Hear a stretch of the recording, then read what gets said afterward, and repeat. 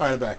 Uh, I'm not really the biggest fan of zombie games, but I don't mind them every now and then. I didn't like them. I don't like it.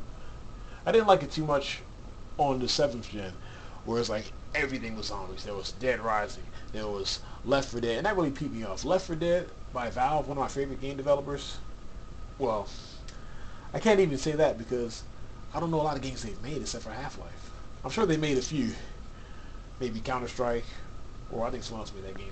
I don't like Counter-Strike too much. The only game I really liked by Valve was Half-Life 1 and Half-Life 2.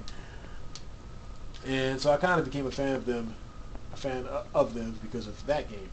And then I saw Left 4 Dead at the beginning of the 7th generation, and I was like, come on, you guys are too talented to be making zombie games. But the only reason I bought this is because, zombie games, they're not as, what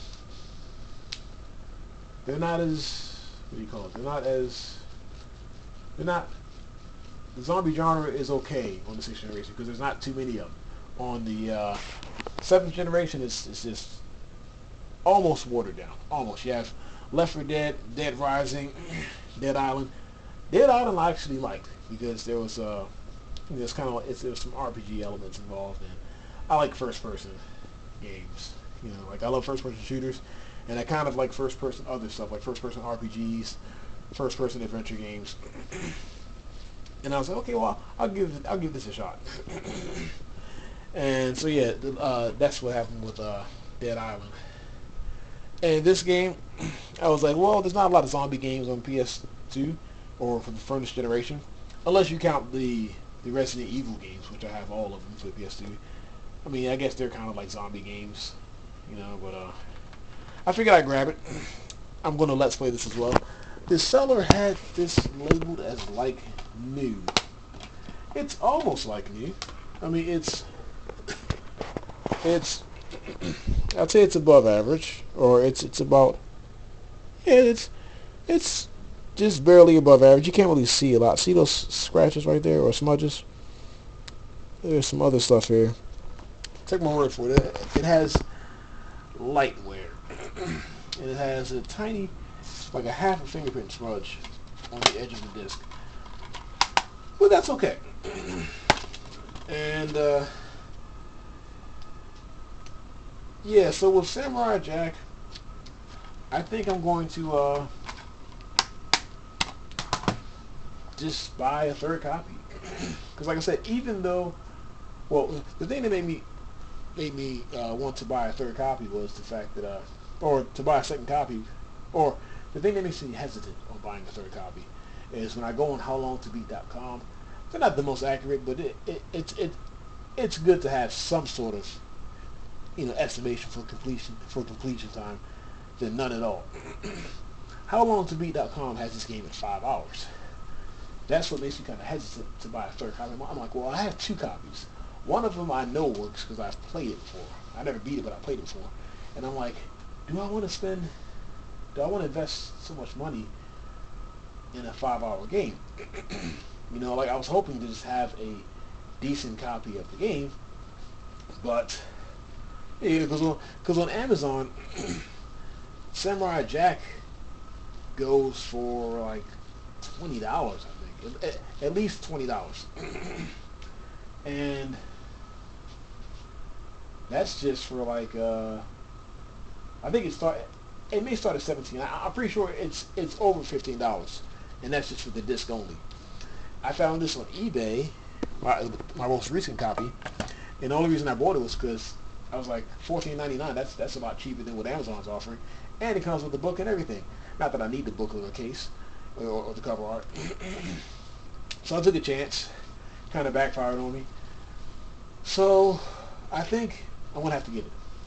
Mainly because the 6th generation is long gone. And so, like, whatever I buy, it's kind of like, that's it. You either want, like, what am I going to do?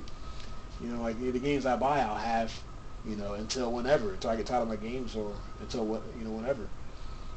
So, like, I don't want to, ride off into the sunset with a bunch of crappy-looking games,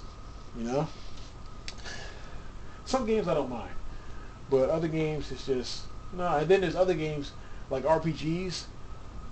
If I get like a bad copy or something, because I do a lot, I do my research. I read reviews. I do a lot of stuff, before I buy a game, or even after I buy it. And if you get like a game that has like heavy wear on it, let's say you get like Suikoden, and from what I've heard, all of the PS2 games, all of the Suikoden games, they're pretty lengthy. I mean, do you want that copy to be your last copy forever? I mean, if you're a collector, you got to sort of think like that. If you're a game reviewer, then maybe you can just think however you want to think. But with me, I keep thinking like, man, like I want to have this game for the rest of my life, or until I decide to get rid of it. And on top of that, I read somewhere that it's 60 hours. And then on top of that, the copy I have is heavily used. I mean, is this the I don't want to be my first and last copy ever of this game? I mean, and on top of that, when you get a game, it has a lot of wear on it. You got to kind of ask yourself, will this game even last 60 hours? Will it last, whatever? Because I've run across a lot of games, well, a few games where like the game disc is perfect. It's spotless, almost spotless, but like the game will be in like very good condition and it won't even work. And I've also ran across some games where the game has heavy damage to the disc and it still works. PS1 or PlayStation games are like that, even PS1 games. And so it's all about what you're happy with. Like with me, I have a whole box of second copies, and I did it kind of out of insurance purposes for like, okay, let me just do this, and then I did it out of partly out of, after doing it for like insurance purposes. I did it after a while. It started to turn into just like a trophy thing. Like when I bought the whole .hack series, when I bought .hack 1, 2, and 3, and 4, and then .hack GU 1, 2, and 3, I had a bunch of random looking copies, and I'm like, okay, this is a 7-game series. Do I really want? I mean, am I really happy with what I see here? So I ended up buying 2 copies of all the .hack games. Now, mind you, it didn't take, like, I didn't always get it right on my first or second attempt. I made a lot of poor judgment or whatever when reading sellers' descriptions of games. So some .hack games I bought 2 or 3 times. .hack Volume 4, I actually have 3 copies of.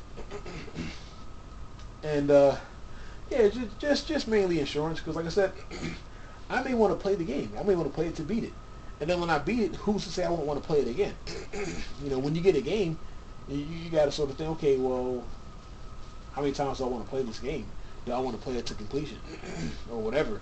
And then you got to ask yourself, okay, does this game even look like it's even worth a full playthrough, or like can this game even handle a full playthrough or whatever? So like I said, mostly I did it out of insurance, just to have a backup copy of the game. And then there's always the thing of, oh, what if I want somebody to borrow the game? What if someone asks to borrow the game? What if I lose a copy? I don't have any friends. I know, boo-hoo. Or at least not a lot of friends that are gamers. So I don't really have that problem. But at the same time, I want something that's presentable. And yeah, I guess I'll make a video one day. I'll go ahead and make a video about my second copies of games and go over it that a little more in depth, I guess. But anyways, that's it. I have a few more pickups that are coming. I have a Drakengard Part 1, first game, Drakengard strategy guide that I'm getting. I have, what is it, Army Men, some kind of Army Men game that I bought brand new. That's on the way. I have Dino Crisis 3 on the way. I have a few other things. But till next time, this is the Quiz Osmond on Overlip signing out.